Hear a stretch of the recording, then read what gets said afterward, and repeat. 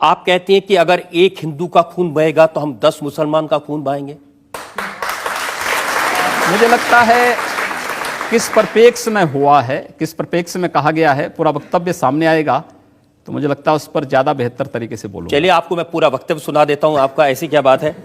ये वीडियो हमारे पास में है 27 जनवरी 2007 का, गोरखपुर में कैसे आपके मुंह से मशीन गन से भी ज्यादा आग निकल रही है, ये आपको सुनवाते हैं।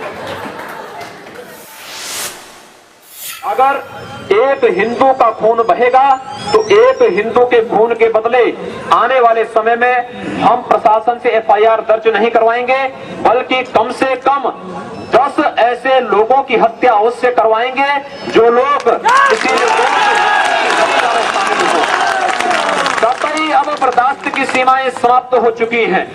अगर कोई हिंदुओं के घरों और दुकानों में आग लगाता है तो मैं नहीं मानता हूं कि आपको इन सब कृत्यों को करने, इस प्रकार के कृत्य करने से कोई रोकता है।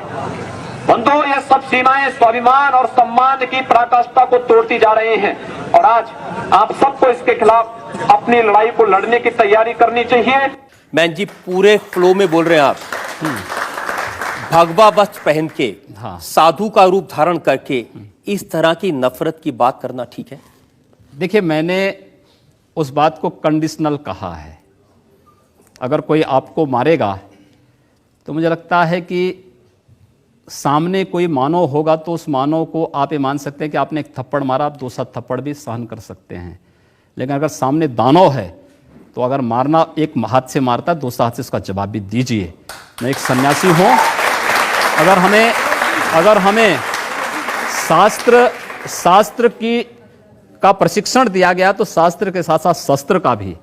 अगर हमारे हाथ में, एक हाथ में माला है तो दूसरे हाथ में हम भाला लेकर के भी चलते हैं, जिससे समाज को शिष्ट भी किया जा सके और दुष्टों को उनके कृत्यों की सजा भी दी जा सके। एक सन्यासी का सही कर्तव्य होता है। योगी जी, आप भारत की पार्लियामेंट के सदस्य हैं, आप उस सर्वोच्च व्यवस्था में हैं जो कानून बनाती है। आप लोगों से कह रहे हैं कि हम एफआईआर दर्ज नहीं करवाएंगे, अगर एक मारेगा तो हम 10 मारेंगे। आप गब्बर सिंह हैं कि हमने प्रशासन से इस बात को कहा, जब प्रशासन बात नहीं मानता है, जहां पर प्रशासनिक व्यवस्था पूरी तरह फेल हो चुकी है, जहां पर वो किसी चीज को सुनने को तैयार नहीं है। गोरखपुर में दर्जनों व्यापारियों की दुकानें आग लगाई जा चुकी थी। एक व्यापारी की हत्या सरेआम इसलिए कर दी जाती क्योंकि एक हिंदू बालिका को जबरन, मुहर्रम का जुलूस उस बालिका के साथ जबरन करने का प्रयास करता और वो व्यापारी उसको बचाने के लिए आता है तो उसकी हत्या सरेआम पुलिस की जीप से खींच करके, चाकू से गोंद करके उसकी हत्या कर दी जाती है। कोई इस बात को सुनने को तैयार नहीं। आखिर हम लोग बाकी इसके अलावा हमारे पास चारा क्या है? अपने लोगों को संगठित करके इस प्रकार के अन्याय का प्रतिकार करना।